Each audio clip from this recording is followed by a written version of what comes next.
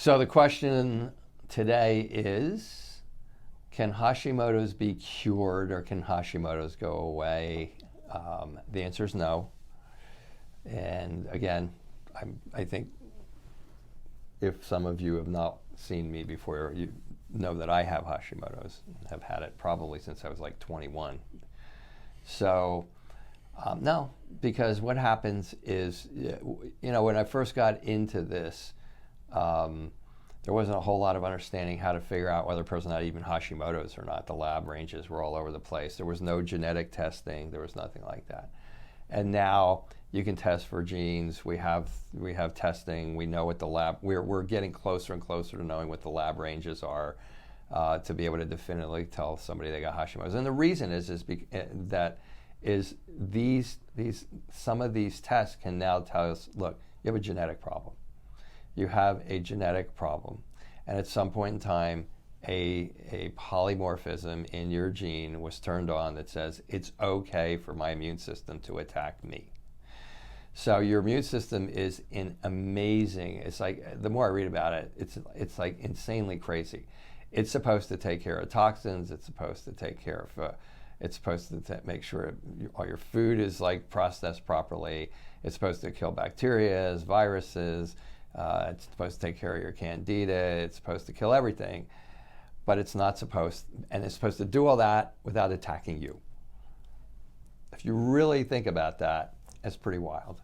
Okay, so there's a fail-safe mechanism that allows the immune system to do that.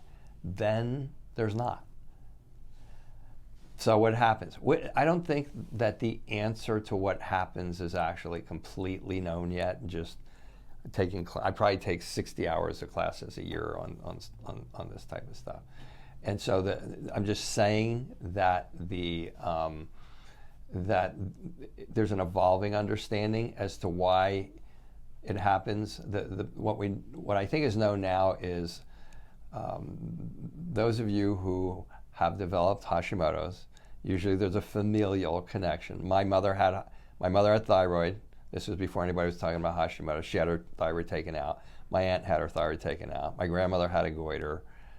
I had an uncle who had Parkinson's disease. I had another uncle who has MS. I mean, so it was all through my mother's side of the family. So we started to notice that early on, that there was a genetic component to it. We now know that absolutely for sure.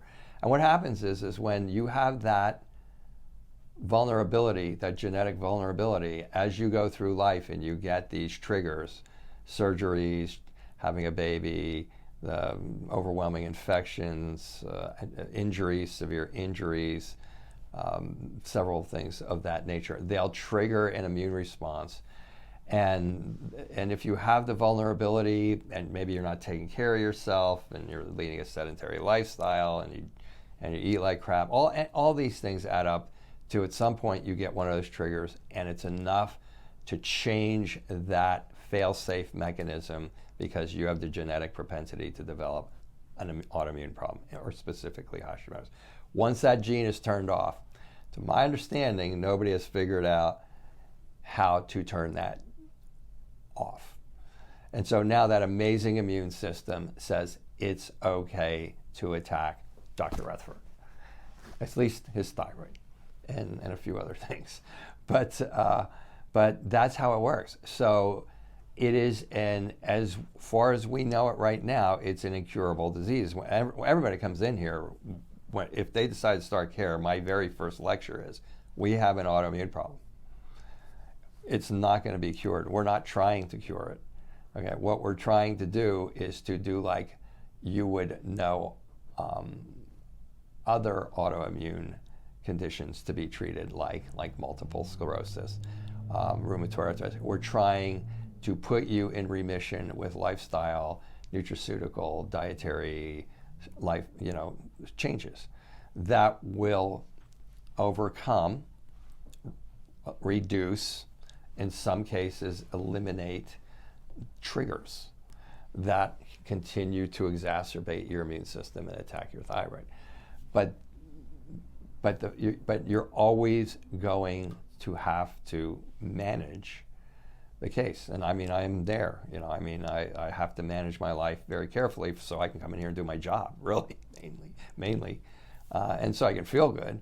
But I have to watch what I eat, and I have to not over-exercise. And believe me, I get a lot of sleep, and I do relaxation exercises, and just, you know, I don't over-exercise. I think I just said that. There's just a lot of things that you have to do, because to my knowledge, it's not going away. Well, is that going to be permanent? Is somebody never going to figure it out? I don't know. I think probably somebody's going to figure it out at some point in time. I don't know if that's going to happen in my lifetime, but for right now, the answer to that is no. It cannot be cured. Yes, it will always be there. So that's the answer to that question.